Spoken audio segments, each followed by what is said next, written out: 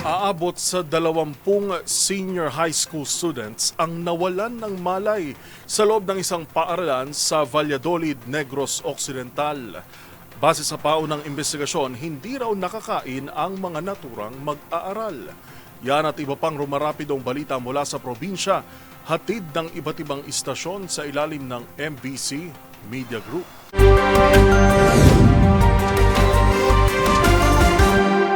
Nawalan ng malay ang mahigit 20 mga senior high school student sa loob ng isang paaralan sa bayan ng Valladolid, Negros Occidental.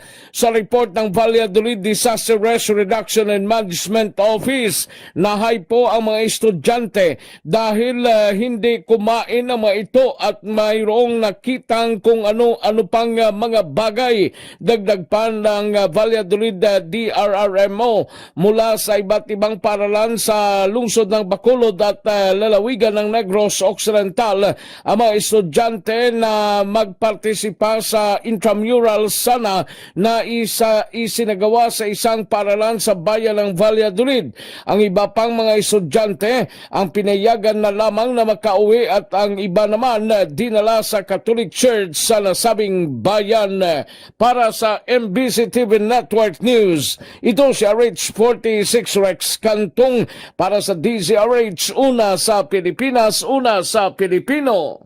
Wala nang buhay na matagpuan sa gilid ng Agno River sa barangay Pangascasan, Bugalyon, Pangasinan ang magsasakang kinilalang si Cesar Aguilar, 45 anyos, residente ng nasabing lugar. Batay sa ulat ni OIC Chief of Police Major Arnold Soriano, alas 5:30 ng umaga, isang 60 anyos na lalaki ang nagtungo sa tabing ilog upang maglagay ng lambat na panghuli ng isda na nakakita sa biktima na nakabalot ito sa lambat. Nabatid sa pamilya ng biktima na umalis ito ng bahay alas 5 ng hapon kalwa matapos makipag-inuman upang bisitahin ang kanyang lambat na iniwan sa tabing ilog, subalit hindi na ito nakabalik. Pinalalagay na nadulas o natumba ito habang hinahango ang kanyang lambat at habang ito'y lumalangoy ay pumulupot sa kanyang sarili ang lambat dahilan ng kanyang pagkalunod. Nadala pa sa Lingayen District Hospital ang biktima na diniklarang dead on arrival ng attending physician.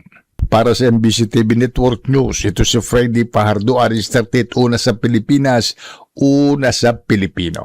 Matagumpay na naaresto ng mga operatiba ng Samal Municipal Police Station sa pangunguna ni Police Major Gary Lupian ang isang 42 anyos na tricycle driver, residente ng Barangay Tenero, Orani, Bataan. Matapos nitong tangayin ang isang tricycle bandang alas 3:30 ng hapon kahapon sa sitio Ibayo 2, Barangay San Juan, Samal, Bataan. Ang pagkakaresto ng suspect ay resulta ito ng mabilis na aksyon at follow-up operation ng pulisya matapos magsumbong ang isang babae na ninakaw ang kanyang itim na 2013 Mio Sporty 115cc na motorsiklo na may Volvo sidecar habang nakaparada ito sa harap ng kanyang tahanan. Sa maagap na koordinasyon ng mga otoridad, na-recover agad ang ninakaw na tricycle at naaresto ang suspect na ngayon ay nasa kustudiya ng Samal Municipal Police Station. Naharap ito sa kasong paglabag sa Republic Act 10883 o New Anti-Carnapping Act of 2016.